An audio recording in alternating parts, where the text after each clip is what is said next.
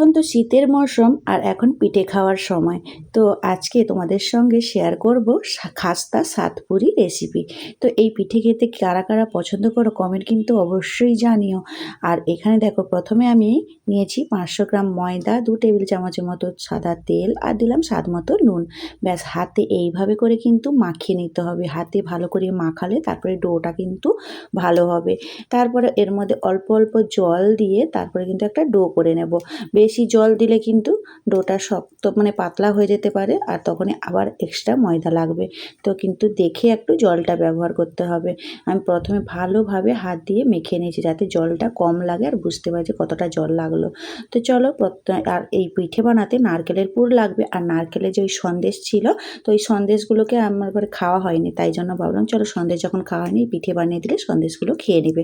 তাই জন্য ওই সন্দেশটাকে বের করে ফ্রিজ থেকে ভেঙে ফেলেছি।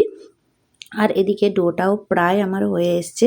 এখন ভালোভাবে হাত দিয়ে এইভাবে মথে নিতে হবে। আর এই পিঠেটা সত্যি খেতে কিন্তু খুব ভালো লাগে। আর আমাদের এখন তো শীতের মরশুমে পিঠের সবার বাড়িতে বলতে গেলে পিঠে হচ্ছে, একবার হলেও এই পিঠেটা বানিয়ে খেয়ে দেখতে পারো, ভীষণ ভালো হয়। এবার ডোগুলোকে আমি বানিয়ে নিলাম।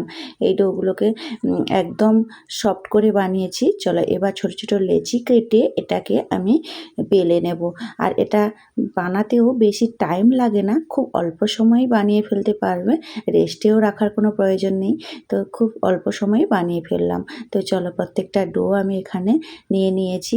এবার এটাকে মানে লেচিগুলো কেটে নিলাম। এবার প্রত্যেকটা একটা করে তেল মাখিয়ে এইভাবে কিন্তু লেচিগুলোকে বেলে নিতে হবে। যেরকম লুচি বেলা হয় সেইভাবে পাতলা করে বেলতে হবে। এবার ওই যে নারকেলের পুরটা আছে ওই পুরটা এর মধ্যে দিয়ে আমি এইভাবে মুখটা বন্ধ করে দেব। আর এই পিঠে বানানো খুবই সহজ। তো চলো, আর বাচ্চারাও যারা পিঠে খায় না এই পিঠে বানিয়ে দিলে খুব আনন্দভাবে কিন্তু খাবে। তো চলো প্রত্যেকটা পিঠা এইভাবে আমি মুখ বন্ধ করে দিলাম। আর এদিকে কড়াইতেও তেল বসিয়ে দিয়েছি, তেলটাও হালকা গরম হয়ে গেছে। বেশি গরম তেলে কিন্তু ভাজবো না, হালকা তেলেই ভাজলে এই পিঠেটা খেতে কিন্তু খুব ভালো লাগে। আর হ্যাঁ, কে কোথা থেকে আমার এই ভিডিওটা দেখছো অবশ্যই কিন্তু কমেন্ট করে জানাতে ভুলো না। এবার চলো প্রত্যেকটা পিঠার ডিজাইন আমি এইভাবে বানিয়েছি, ডিজাইনগুলো তোমাদের কেমন লাগলো কমেন্ট করে জানিও কিন্তু। চলো সেমভাবে সবগুলোই বানাবো। আর আমার কাছে সাতপুরি পিঠা এইভাবেই আমি বানাই, তোমরা কে কেমন ডিজাইনে বানাও আমাকে কমেন্টে বলে যেও।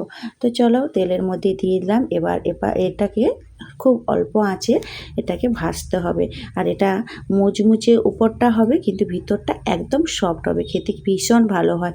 তো এইভাবে আমি এক পাশ পাল্টে নিলাম, এইভাবে ছেঁকে তুলে নিচ্ছি। তো চলো আর বাকি যা ছিল সবগুলোও সেমভাবে ভেজে নেব। তো আজকের মতো টাটা। যে যেখান থেকে আমার ভিডিওটা হচ্ছে অবশ্যই লাইক শেয়ার কমেন্ট করে পাশে থেকো।